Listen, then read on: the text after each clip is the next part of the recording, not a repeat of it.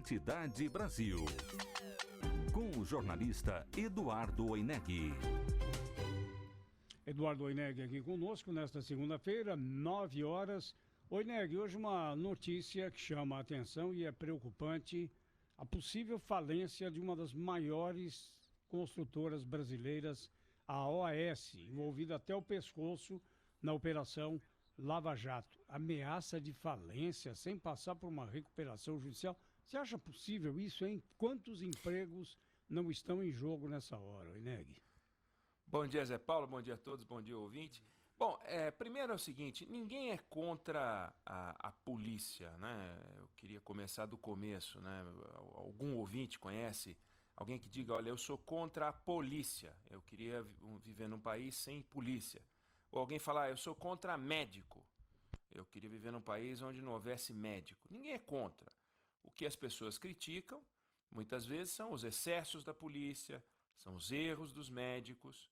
E eu falo isso porque toda vez que se faz uma crítica a qualquer movimento de integrantes da Lava Jato, surge aquela, você é contra a Lava Jato.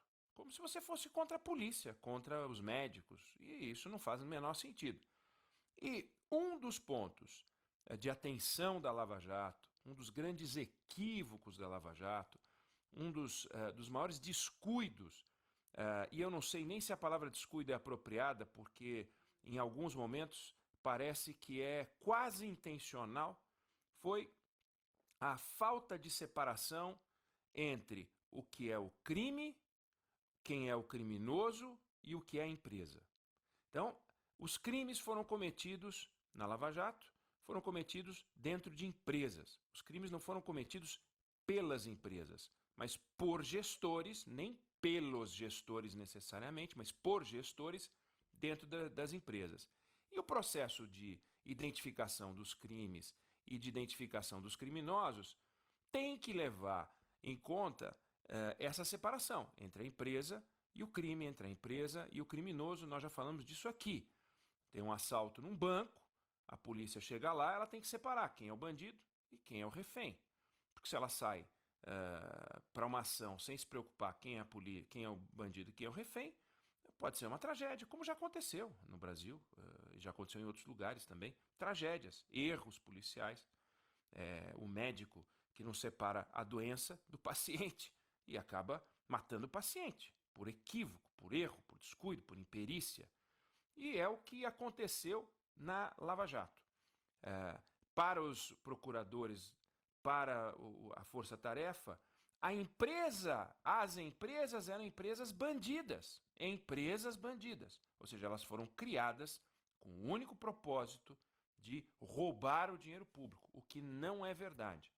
Empresas como a Odebrecht, a OAS, a UTC, Andrade Gutierrez, Queiroz Galvão e outras empresas fizeram pontes, ferrovias, rodovias, metrô, fizeram uma série de obras. Engenheiros, diretores, estagiários, programas de estágio concorridíssimos, jovens se formando em engenharia, querendo trabalhar, tinham nessas empresas uma oportunidade extraordinária. E o que essas empresas faziam? Faziam obras. E o que gestores dessas empresas fizeram e a Lava Jato descobriu?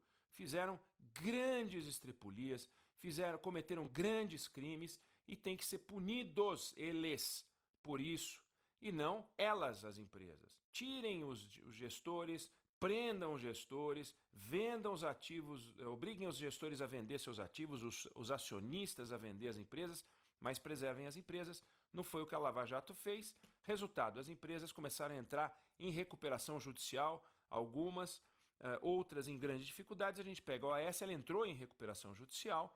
Aí a gente pega a OAS, ela tinha 127 mil funcionários em 2014, ano que começa a Lava Jato. Hoje ela tem 19 mil funcionários. Isso aqui é destruição de emprego. Nós estamos falando de 110 mil empregos só aqui. O total de faturamento da empresa, ela faturava 8 bilhões de reais, hoje ela fatura 900 milhões de reais. Então, olha que destruição. Impostos deixaram de ser pagos, empregos, movimento no supermercado, nas escolas onde os filhos dessas pessoas estudavam. Isso é uma destruição que é de uma irresponsabilidade. Essa empresa fazia metrô, fazia hidrelétrica, fazia ampliações de aeroporto, complexos químicos, etc. E o jornal Folha de São Paulo, reportagem do Rogério Gentili e do Walter Nunes, na edição de hoje, fala que o volume de dívidas que a OAS acumula coloca ela no risco de falência. Vamos torcer para que não risco de falência, vamos torcer para que não haja falência. Ela está em recuperação judicial. Agora, todas as empresas entraram pelo cano. Será que é porque elas só viviam de corrupção? Isso não é verdade. É um equívoco da Lava Jato, mas quando eu falei que a palavra descuido talvez não seja apropriada, é porque eles tinham isso como um mantra. As empresas são bandidas, temos que acabar com esse cancro.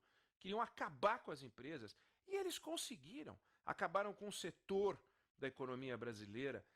E quando eu falo isso, volto a dizer, eu não sou contra a Lava Jato, como eu não sou contra a polícia, como eu não sou contra a medicina. Mas aqui eles erraram a mão, erraram feio. E sabe o que vai acontecer com eles? Nada. Eles não vão ser punidos por isso. Sabe o que vai acontecer com os funcionários que trabalhavam na OAS? Estão desempregados, ficarão desempregados, milhões de empregos nessa cadeia toda vai ser produzida. E pode ter certeza, vários dos sócios dessas empresas vão continuar ricos. Pode ter certeza que alguns vão continuar ricos, vão ter dinheiro lá na frente. Agora, e os empregos? O que acontece com a economia? O que acontece com esse setor industrial? E o Brasil perdendo um segmento importante que é a construção pesada, vendo os estrangeiros entrarem. Por quê? Porque a Lava Jato entendeu que as empresas eram bandidas. Isso é inacreditável, uma página terrível do combate à corrupção. Combate à corrupção, apoio 100%. Não se pode cometer esse erro e não se pode. Isso vai ficar sem punição. Isso é que é louco.